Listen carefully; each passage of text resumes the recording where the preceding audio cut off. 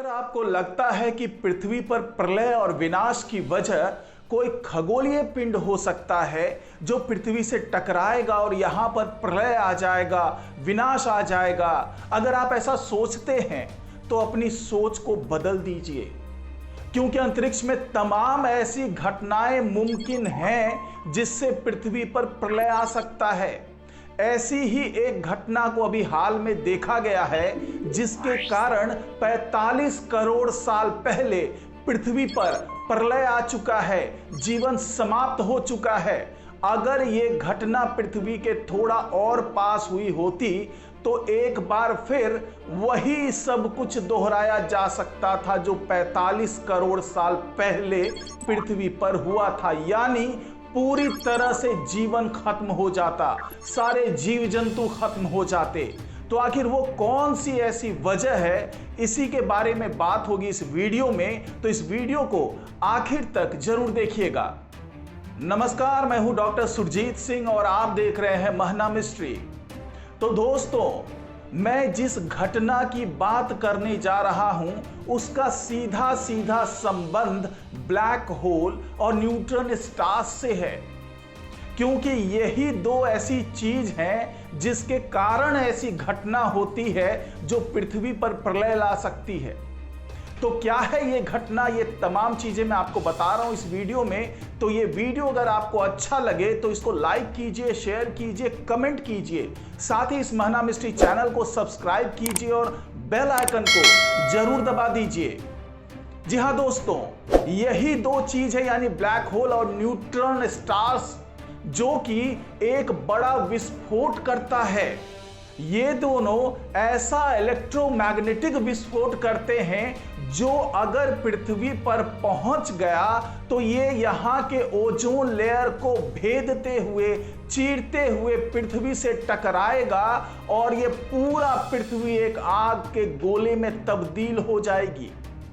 तो यही एक वजह है जिसके कारण मैं बता रहा हूं कि पृथ्वी पर प्रलय आ सकता है, और मैं इसलिए बता रहा हूं क्योंकि अभी हाल ही में इस घटना को टेलीस्कोप के माध्यम से देखा गया और वैज्ञानिकों ने पहली बार इतनी तेज रोशनी और इतना तेज जो इलेक्ट्रोमैग्नेटिक विस्फोट है उसको देखा है।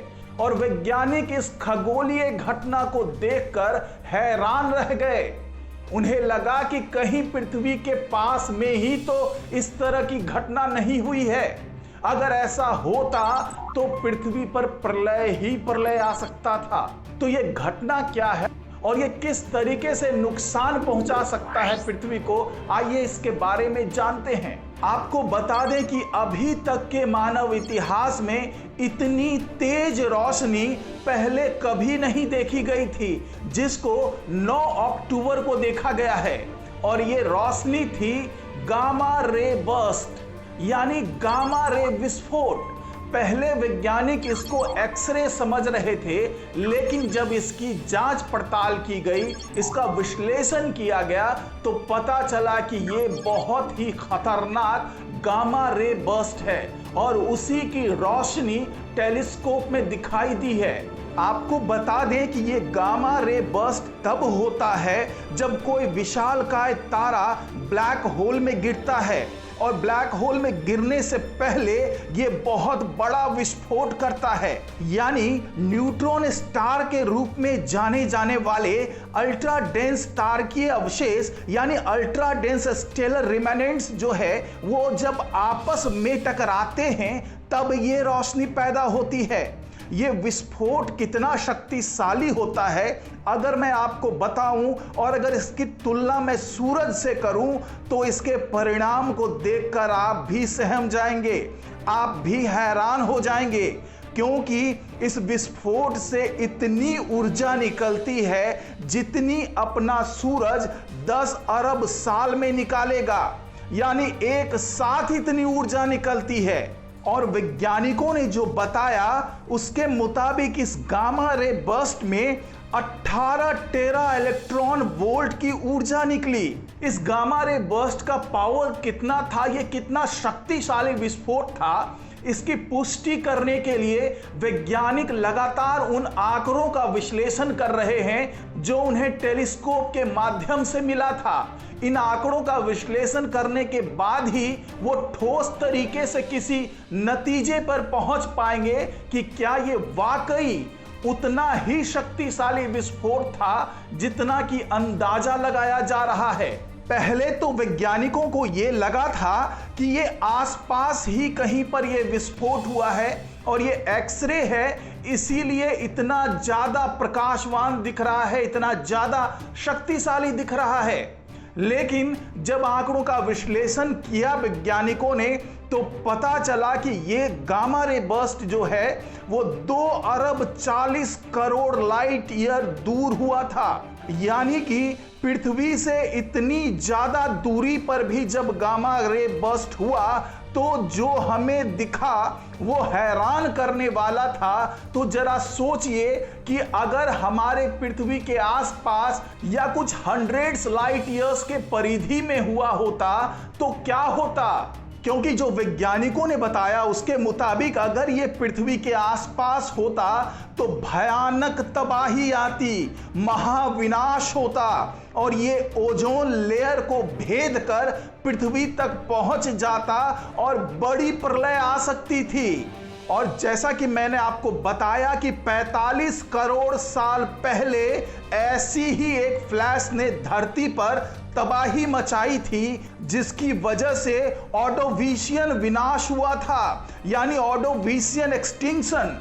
और अभी जो फ्लैश देखा गया है टेलीस्कोप के माध्यम से, इसका नाम GRB 221009A है और ये औसत गामा रे बर्स्ट की तुलना में पृथ्वी से 20 गुना ज्यादा दूर है। ये इतना दूर है इसलिए धरती को कोई नुकसान नहीं पहुंचा और ना ही पहुंचेगा। आपको बता दें कि ये गामा रे विस्फोट 2 तरीके के होते हैं। पहला शॉर्ट गामा रे बर्स्ट और दूसरा long gamma ray burst. Short gamma ray burst 2 second से ज्यादा नहीं होते, ऐसे फ्लैश सिर्फ 30% ही होते हैं। ये न्यूट्रॉन तारों के टकराने से बनते हैं। लेकिन लॉन्ग गामा रे बर्स्ट कई मिनटों तक चल सकते हैं। ये हाइपरनोवा से बनते हैं जो सुपरनोवा विस्फोट से 100 गुना ज्यादा शक्तिशाली और तेज होते हैं। इस घटना के बाद दुनिया भर के तमाम अंतरिक्ष वैज्ञानिकों की निगाह उसी जगह पर टिकी हुई है, यानी कि आकाश गंगा के उस हिस्से पर टिकी हुई है जहां पर इस फ्लैश को देखा गया था। और अब वैज्ञानिक ये कोशिश कर रहे हैं कि उस फ्लैश को रोशनी से ज्यादा वेवलेंथ के माध्यम से देखा जाए ताकि उन वेवलेंथ का विश्लेषण करके वैज्ञानिक ये समझ पाए कि ये फ्लैश वाकई कितनी ज्यादा शक्तिशाली थी और क्या अगर वो पृथ्वी तक पहुंच जाती तो उससे पृथ्वी पर प्रलय आ सकता था, महाविनाश हो सकता था। साथ ही वैज्ञानिक अब ये भी जानने में लगे हुए हैं कि क्या पृथ्वी के आसपास या नजदीकी इलाकों में ऐसा कोई दुर्योग या ऐसी कोई परिस्थिति बन रही है कि जहां पर गामा रे बर्स्ट हो सकता है। अगर ऐसा होता है तो पृथ्वी को कैसे बचाया जा सकता है। ये तमाम चीजें ऐसी है जिस पर अब अंतरिक्ष वैज्ञानिक आगे रिसर्च करेंगे, शोध करेंगे, काम करेंगे इस पर। तो इस रिपोर्ट में फिलहाल इतना ही। नमस्कार।